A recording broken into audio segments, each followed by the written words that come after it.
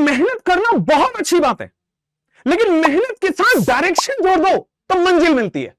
मेहनत plus direction equal to मंजिल। लेकिन अब बहुत मेहनत करो और डायरेक्शन नहीं है तो हाथ में जीरो मिलेगा, कुछ नहीं मिलने वाला है। इस वीडियो में ऐसा नहीं समझना कि कोई स्ट्रैटेजी है, कोई ऐसा वीडियो है। हम यहां पे इस जेन्युइन प्लेटफॉर्म, जेन्युइन चैनल पे एक चीज कर रहे हैं कि आपको मेहनत करना तो सिखा रहे हैं, लेकिन साथ में स्मार्ट बनना भी सिखा रहे हैं। और स्मार्ट हार्डवर्क से सिलेक्शन होता है, क्योंकि अगर आप बिना डायरेक्शन के मेहनत किए जाएंगे नहीं होगा। जो आप उम्मीद लेके मन में रखें, जो आपका ड्रीम कॉलेज है, शायद वो संभव नहीं होगा। अच्छा, ये मैं आपको बता दूं, आप सब लोग सोचते हो केमिस्ट्री तो है, पढ़ना ही तो है। जैसे फिजिक्स का अलग स्ट्रैटेजी है, केमिस्ट्री का अलग स्ट्रैटेजी होगा, वैसे बायो का अलग स्ट्रैटेजी होगा। केमिस्ट्री में 3 अलग अलग तरीके हैं पढ़ने के। इनऑर्गेनिक का अलग तरीका है पढ़ने का, ऑर्गेनिक का बहुत डिफरेंट तरीका पढ़ने का है, और फिजिकल का इंटायरली डिफरेंट हो जाता पढ़ना। और ये मैं पूरी चीजें इस वीडियो में डिस्कस करूंगा, और लास्ट में एक सरप्राइज देके जाता हूं और जाऊंगा इस वीडियो में भी। खैर, आपको मैं बता दूं कि यार 11th फिजिकल का करने का तरीका अलग है, 11th ऑर्गेनिक करने का तरीका अलग है, 12th ऑर्गेनिक करने का तरीका अलग है। इनऑर्गेनिक भी 11th को अलग स्ट्रैटेजी से पढ़ना है, 12th को अलग स्ट्रैटेजी से पढ़ना है। कहां से पढ़ना है, कौन से क्वेश्चन लगाने हैं, कितने क्वेश्चन लगाने हैं, और कब कब करना है, ये सारी बातें इस वीडियो में डिस्कस होगी। आई होप हम आपके दिमाग में बैठ गया है कि मैं इस पूरे वीडियो में क्या करूंगा। अगले 10 मिनट में आपके पूरे जज्बात बदल जाएंगे। जो तैयारी करने की जो इच्छा शक्ति है, उसमें इजाफा होगा, उसमें बढ़ा होगा। और अब आप सुनिए कि मैं एक एक करके कैसे बात कर रहा हूं। सबसे पहले मैं आपसे बात करूंगा वेटेज का। क्लास 11th में उतना ही इंपॉर्टेंट है, क्लास 12th में उतना ही इंपॉर्टेंट है। 45% पार्ट क्लास 11th से आता है और 55% पार्ट क्लास 12th से आता है। और आएगा तो एनसीईआरटी से ही आएगा, लेकिन पढ़े कैसे यार? एक एक करके मैं सारी चीजें डिस्कस करता हूं। आओ ऑर्गेनिक की बात करता हूं। अगर मैं ऑर्गेनिक केमिस्ट्री के बच्चों बात करता हूं तो 2 पार्ट में डिवाइड कर लेते हैं, 11th और 12th, क्योंकि दोनों पार्ट को करने का स्ट्रैटेजी अलग है, दोनों को पढ़ने का तरीका अलग है, दोनों का रिसोर्स अलग है। Class 11th organic NCERT not sufficient. NCERT से आप सोच रहे क्लास आईयूपीएसी पढ़ ले, जीओसी पढ़ ले, आइसोमेरिज्म पढ़ ले, हाइड्रोकार्बन पढ़ ले, तो बेटा नहीं होगा। हां, एनसीईआरटी एसेंशियल है, जरूरी है पढ़ना, लेकिन उसके पढ़ने से नंबर आएगा, यह गलत है। एनसीईआरटी सफिशिएंट नहीं है, बट एसेंशियल जरूर, पढ़ना तो है ही, बट केवल पढ़ोगे तो नहीं होगा। आपको क्या करना पड़ेगा बेटा?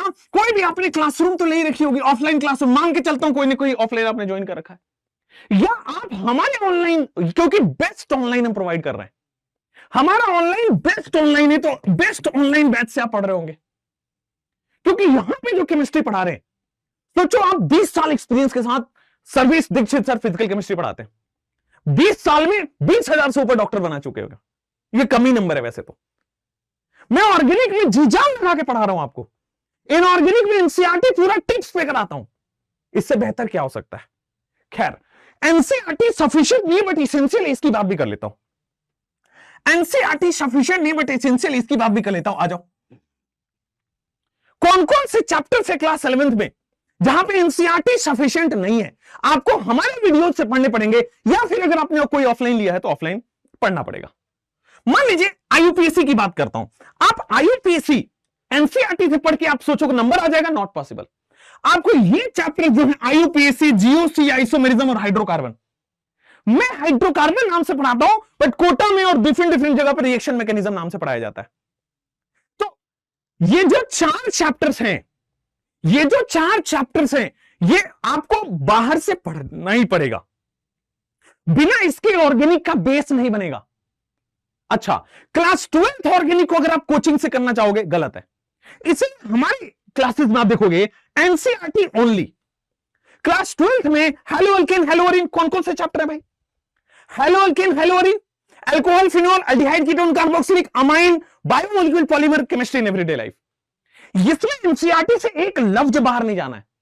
एनसीईआरटी में लिखा है राइमर-टीमन रिएक्शन, तो मैं राइमर-टीमन को डेप्थ में पढ़ूंगा। एनसीईआरटी में लिखा है कि एल्डोल कंडेंसेशन, तो एल्डोल को मैं, लेकिन जितना एनसीईआरटी में दिया उतना ही पढ़ूंगा। ऐसा नहीं कि अब रायमंड टीमन के बहुत सारे केसेस करने लगे, माइनर मेजर, टेम्परेचर बढ़ा दिया, ये कर दिया, वो कर दिया, वो सब नहीं है। एल्डोल सिंपल दिया है तो सिंपल पढ़ेंगे, क्रॉस एल्डोल दिया तो क्रॉस एल्डोल पढ़ेंगे, कैनिजारो सिंपल दिया तो सिंपल पढ़ेंगे। अब क्या होता है कि जितना एनसीईआरटी में दिया है ना उतना ही पढ़ना है। हां, आपको प्रैक्टिस बाहर से करना ही पड़ेगा। जैसे आप हमारी संकल्प भारत की मॉड्यूल देखो, उसमें टॉपिक बाय टॉपिक क्वेश्चन दिए गए। मान लो मैं आपको हाइड्रोकार्बन पढ़ाया एल्केन की रिएक्शन, अब एल्केन की रिएक्शन पे क्वेश्चन है, फिर मैं एल्केन की रिएक्शन पढ़ाऊंगा, एल्केन के रिएक्शन पे क्वेश्चन है। मैं एल्डोल पढ़ाऊं तो एल्डोल के 20-25 क्वेश्चन है, कैनिजारो पढ़ाऊंगा, कैनिजारो के 20-25 क्वेश्चन है। तो पढ़ो एनसीईआरटी लेवल ही, बट उसको प्रैक्टिस बहुत सारा करो। लेकिन ये एनसीईआरटी लेवल नहीं पढ़ सकते, इसमें आपको वास्ट पढ़ना पड़ेगा। अब जो बच्चे कोटा गए होंगे, इधर उधर जाते हैं कोचिंग में, दिल्ली गए होंगे कहीं ना कहीं, तो बच्चे क्या होता है कि ये भी आपको बाहर से पढ़ाते हैं और ये भी बाहर से पढ़ाते हैं, तो गलत है, ये स्ट्रैटेजी नहीं चलेगी, नंबर इससे नहीं आएगा। पढ़ना आपको ये एनसीईआरटी बेस्ड है, पढ़ो आप, बट वो एनसीईआरटी बेस्ड होना चाहिए और ये आउट ऑफ एनसीईआरटी होना चाहिए, क्योंकि इससे बनेगा बेस। इसमें बहुत सारे क्वेश्चंस मटेरियल प्रैक्टिस करनी पड़ेगी। नेक्स्ट जैसे आप जाओगे बच्चों यहां पे ऑर्गेनिक केमिस्ट्री में, तो जब तक आप रिएक्शन चार्ट नहीं बना रहे हो, जैसे हाइड्रोकार्बन में एल्केन की पूरी चार्ट बनी होनी चाहिए कि हैलोजिनेशन कैसे होगा, फिर उसमें एडिशन कैसे होगा, एडिशन एल्कीन में कैसे होगा, अल्काइन में कैसे होगा, सब्स्टिट्यूशन रिएक्शन कौन सा होगा, फिर रेडिकल कौन है, कहां कार्बोकेटाइन बन रहा है, कहां कार्बन आयन बन रहा है। धीरे धीरे जब मेरे से आप ऑर्गेनिक पढ़ोगे ना, तो ये सारा चार्ट्स में बनवाते चलता हूं और लास्ट में बच्चे का नंबर आ जाता है, क्योंकि 1 पेज 2 पेज में पूरा रिएक्शन लिखा होता है। अब बहुत हाईफाई पढ़ोगे ना तो नहीं होगा सिलेक्शन, जो एग्जामिनर को रिक्वायरमेंट अगर वो पढ़ लोगे तो सिलेक्शन हो जाएगा। देखो क्या करना है आपको, क्लास 11th और क्लास 12th आपको बता दिया, साथ में रिएजेंट कौन सा, कैटलिस्ट कौन सा, प्रोडक्ट क्या बन रहा है, इंटरमीडिएट क्या बन रहा है, टेम्परेचर प्रेशर बढ़ाने से क्या हो रहा है, ये सारी चीजें लिखनी पड़ेगी। क्योंकि एनसीईआरटी जब कोई रिएक्शन देता है ना, तो उस पर एक पैराग्राफ की थ्योरी होती है, और थ्योरी में यही लिखा है कि कौन सा कैटलिस्ट यूज हो रहा है, थ्योरी में यही लिखा है रिएजेंट क्या है, सबस्ट्रेट क्या है, प्रोडक्ट क्या बन रहा है, कार्बो इंटरमीडिएट क्या बन रहा है, रिएक्शन टेम्परेचर को चेंज करने से क्या हो रहा है। अब एग्जामिनर एनसीईआरटी में सारी चीजें दी होती है हर रिएक्शन के बारे में। अब आप क्या पढ़ रहे हो, केवल प्रोडक्ट फॉर्मेशन पढ़, आप अच्छा रहे हो, मेहनत पर अच्छा कर रहे हो, डायरेक्शन नहीं है, क्योंकि आप ये नहीं करते।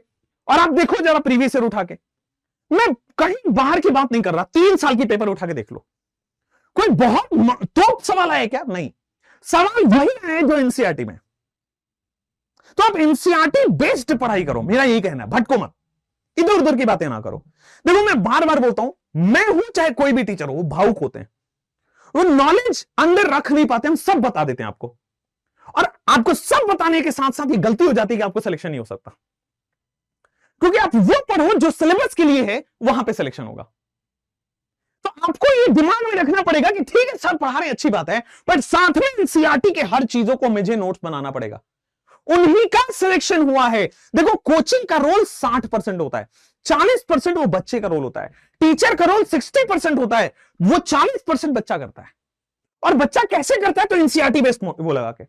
एक और खूबसूरती की बात बता दूं, हमारा जो मॉड्यूल है बच्चे, हमारा जो मॉड्यूल है, इतना शानदार मॉड्यूल है, इसमें ये सारी चीजें आपको रिएक्शन की दी हुई है। अब आप पूरे अथाह समुद्र में से खंगालने की जरूरत नहीं है, एक जगह जाइए और सारे रिएक्शन वाइज चार्ट दिया है, माइंड मैप दिया है, और क्या चाहिए यार। हमने कंटेंट पे काम किया है, गहराइयों पे काम किया है। खैर, सारी फिजिकल प्रॉपर्टी, आप 2023 का पेपर क्वेश्चन देखोगे, 2 आया था फिजिकल प्रॉपर्टी पे क्वेश्चन, 2022 का देखोगे 2 आया था फिजिकल प्रॉपर्टी क्वेश्चन, 2021 में 1 आया था फिजिकल प्रॉपर्टी का क्वेश्चन। और फिजिकल प्रॉपर्टी कोचिंग में कहीं कहीं नहीं पढ़ाते, हम अपने वीडियो लेक्चर में आप देख लेना, प्रूफ रहेगा कि हमने पढ़ाया हुआ है। तो आप यूजेस जो फिजिकल केमिस्ट्री और फिजिकल प्रॉपर्टी आ रही है, वो तो आपको करना ही है। आपको सबकी, जैसे एल्केन की फिजिकल प्रॉपर्टी क्या है, एल्कीन की क्या है, अल्काइन की क्या है, अल्कोहल की क्या है, हेलोअल्कीन क्या है, हेलोअरीन क्या है, फिनॉल का क्या है, ईथर का क्या है, सारी फिजिकल प्रॉपर्टी 2 से 3 पन्ने में होनी चाहिए, और ये बार बार रिवीजन करके याद होना चाहिए, और उतना ही जितना एनसीईआरटी में दिया है। साथ में बेटे 10 साल की पीवाईक्यू तो आपको लगानी लगानी है, इसमें कोई दो राय होनी नहीं चाहिए। जब तक आप पीवाईक्यू नहीं लगाओगे कोई फायदा नहीं है, क्योंकि आपको पता नहीं चला ना यार कि किस तरह क्वेश्चन बन रहा है एग्जाम में। और एनसीईआरटी इन टेक्स्ट 2021, 2022, 2023 हर साल 4 क्वेश्चन इंटेक्स से आए हैं। ऑर्गेनिक की बात करो, 4 क्वेश्चन इंटेक्स्ट और एक्सरसाइज मिला के आ रहे हैं। तो आप ये छोड़ देते हो और पढ़ क्या रहे हो?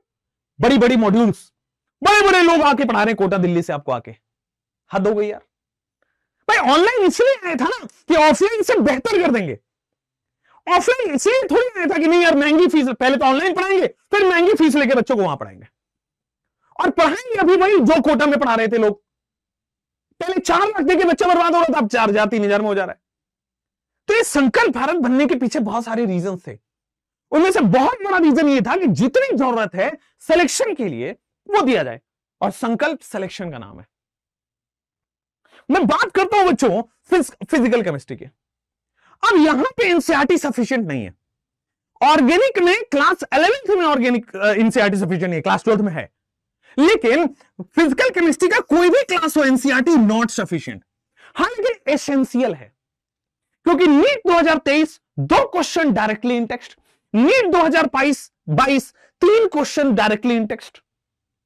एसेंशियल तो है क्योंकि आपको इंटेक्स्ट से डायरेक्ट क्वेश्चन आया एज इट इज, बिना वैल्यू चेंज किए हुए। तो एग्जामिनर आपसे एक्सपेक्ट कर रहा है कि आप इंटेक्स्ट पे पढ़ रहे हो कि नहीं। देखो क्लासरूम का वीडियो लेक्चर आपको करना ही पड़ेगा। फिजिकल केमिस्ट्री में आप बुक्स पे डिपेंडेंट नहीं हो सकते। थ्योरी कवर करो, और हमारे यहां केमिस्ट्री के फिजिकल केमिस्ट्री के सुपरस्टार है, ठीक है। क्लासरूम वीडियो लेक्चर में सारी थ्योरी हो जाएगी और हर डिफरेंट वैरायटी के न्यूमेरिकल हो जाएंगे। और वैरायटी करने के बाद प्रैक्टिस क्वेश्चन फ्रॉम मॉड्यूल से बेटे आपको क्वेश्चन प्रैक्टिस करना पड़ेगा। तो ये तीनों चीजें बेटा आपको देखो सिंक में है। एनसीईआरटी आपको थ्योरी नहीं पढ़ना है, लेकिन एनसीईआरटी के क्वेश्चन सारे करने हैं। और एनसीईआरटी की थ्योरी कहां कवर हो जाएगी? तो क्लासरूम वीडियो लेक्चर में। तो एनसीईआरटी की थ्योरी पढ़ने में टाइम वेस्ट ना करें, कवर हो जाएगी क्लासरूम में। हाँ लेकिन इंटेक्स्ट क्वेश्चन आपको करना है, हाँ अपने खुद से प्रैक्टिस करना है। आई नो क्लासरूम में बहुत डिफरेंट वैरायटी क्लास आप कर लेते हो, but examiner as it is जब क्वेश्चन दे रहा है तो मान लो आपको रटा हुआ हो तो सीधा आंसर आएगा, 10 सेकंड में आगे बढ़ जाओगे, नेक्स्ट क्वेश्चन पे ट्राई करोगे।